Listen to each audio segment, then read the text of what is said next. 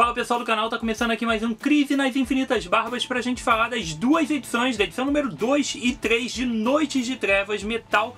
Um material que eu tô gostando bastante e que eu acho que vale uma conferida, tá? Essas edições estão vindo bonitonas, com essas capas metalizadas, com papel couché, com todo um acabamento diferenciado. Estão trazendo aí na média de quantas páginas? 116 páginas, custando R$20,90 e trazendo não só a minissérie principal Dark Knight Metal, também estão trazendo algumas edições que complementam essa história. A Panini está trazendo agora algumas edições especiais de metal que expandem esse universo. Afinal de contas, esse material não está muito espalhado pelas revistas mensais propriamente dita. Elas estão mais separadas nessas revistas especiais. Então aí vai do seu interesse ou não acompanhar. Mas você acompanhando só isso aqui, você já tem um ótimo panorama e uma ótima diversão a respeito desse material. Que é um material que está muito interessante. É um quadrinho fantástico, incrível, divisor de águas, nada disso, cara. É um quadrinho de super-heróis com muita cara de anos 90, quadrinho de anos 90 mesmo, com ideias absurdas e psicodélicas, gigantescas, com um vilão vindo de alguma coisa extremamente bizarra e... A ideia é a seguinte, é ser divertido. A ideia é ser um quadrinho de super-herói mesmo, com ação e divertido. Trazendo novos vilões, trazendo novas ideias, mas sem ser alguma coisa revolucionária. Sem ser uma coisa com um roteiro inspirador, brilhante, mirabolante. Isso aqui não é o Watchmen, tá? Isso aqui é um quadrinho da Liga da Justiça. Lógico que o foco aqui, embora seja o Batman, mas é um quadrinho da Liga da Justiça, é um quadrinho do universo DC, com uma roupagem anos 90, com uma roupagem divertida, com uma cara divertida. Eu acho que isso é muito bom. Dentro dos conceitos que a gente tem hoje, da quantidade de possibilidades que a gente tem hoje dentro do mundo dos quadrinhos, uma que parece que tem sido pouco explorada é justamente o quadrinho de super-herói para ser divertido por ser basicamente super-herói. Super-herói por super-herói, feijão com arroz. Isso tem pouco, é surreal, mas é verdade, isso tem pouco. O Batman tá tendo abordagens psicológicas com Tom King. O Superman agora a gente tem lá a abordagem familiar na revista do Super. Os quadrinhos da Marvel, cada um tá seguindo um ritmo completamente diferente e a maioria deles pouco parece um quadrinho de super-herói. E dentro da DC a gente ainda tem um ou outro caso, como é o caso muito dos Titãs, na minha opinião. E esse daqui é um quadrinho desse estilo, é um quadrinho que remete muito pra mim às leituras dos anos 90, e eu acho isso realmente muito interessante. Roteiro do Scott Snyder, que é um cara que tem uma visão diferente, que trouxe algumas coisas boas pro Batman nos 952, depois ele assumiu a revista Batman Grandes Astros, e agora ele lança essa minissérie que envolve todo o universo DC. A arte da revista principal é do Greg Capullo, que é um desenhista fantástico, cara. Ele tem uma arte muito boa. Ele é a dupla de artista junto com o Scott Snyder durante os 952 do Batman. Então é uma arte que funciona muito bem e é muito agradável. Aqui a gente está acompanhando nas edições 2 e 3 justamente o desenrolar desses acontecimentos que são interessantes. Essa proposta de que existe um multiverso das trevas e que os maiores pesadelos do Batman se materializaram lá e conseguiram se reunir e vir para nossa realidade, porque aqui é uma coisa constante. Aqui o multiverso normal seria um multiverso da luz, tá? É um multiverso constante, é um multiverso imutável. E o das trevas ele tem uma duração menor, ele tem uma durabilidade muito baixa e eles acabam sucumbindo muito rápido. Então nessa ideia que parece um pouco com o que aconteceu lá em Guerras Secretas, nas incursões e tudo mais, dos mundos se acabando. Então esses caras conseguiram fugir desses mundos se acabando, se juntarem numa nova Liga da Justiça e vir pra cá.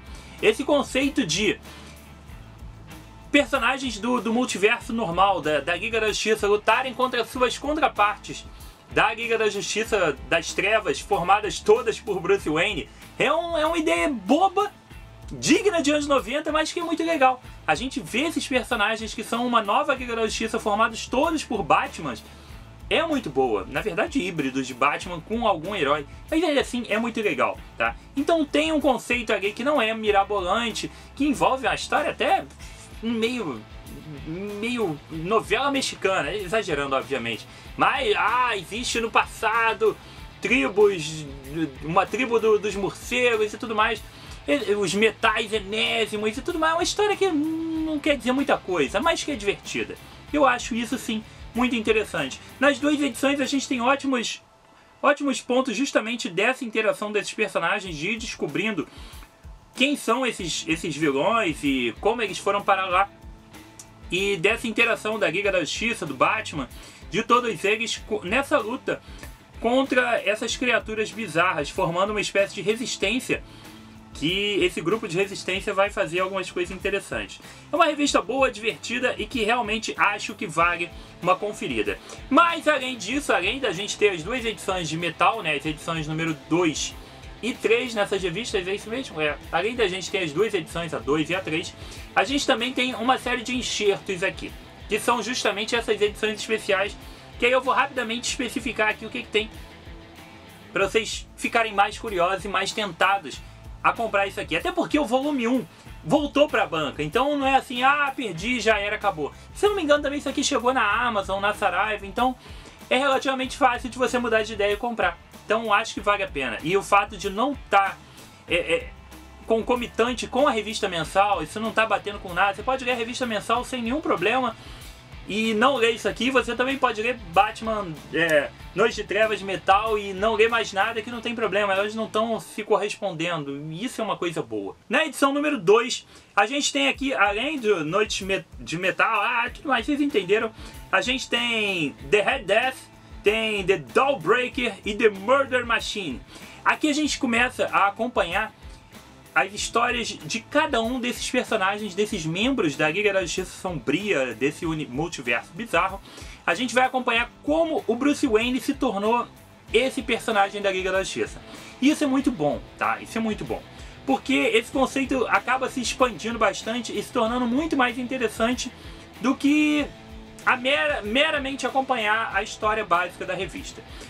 A ideia é de que em cada um desses multiversos, um pesadelo do Bruce Wayne se personificou, se materializou, e esses pesadelos envolviam justamente o que aconteceria se... Isso lembra um pouco a Marvel, sim, mas não tem nada a ver. O que aconteceria se, em determinado ponto da vida do Batman, alguma coisa desandasse e ele caísse para um outro lado. E, consequentemente, ele adquirisse os poderes e características de outro membro da Liga da Justiça. Parece completamente bizarro e surreal isso, talvez um pouco. Mas é legal. A ideia de que o Batman tem esses medos e de que isso se tornou algo real em um outro multiverso é interessante. E a forma como isso foi abordado pelos artistas é muito boa, tá? É boa mesmo, tá? Então esses personagens da Liga Bizarra, eles são muito interessantes. A gente começa com o roteiro do Joshua Williamson e a arte do Carmine Giacomenico, mostrando pra gente justamente como o Batman se tornou o Flash, tá? A gente faz aqui altas referências até ao Batman Cavaleiro das Trevas do Frank Miller, tem inclusive algumas páginas que são exatamente iguais, e a gente mostra, e eles mostram pra gente como o Batman conseguiu roubar o poder da aceleração, na verdade conseguiu acessar a força da aceleração e se tornar um Batman Flash. E é uma história muito boa, tá? É bem divertida mesmo. Esse Batman que corre com morceguinhos voando e tudo mais é muito interessante, e a revista só vai...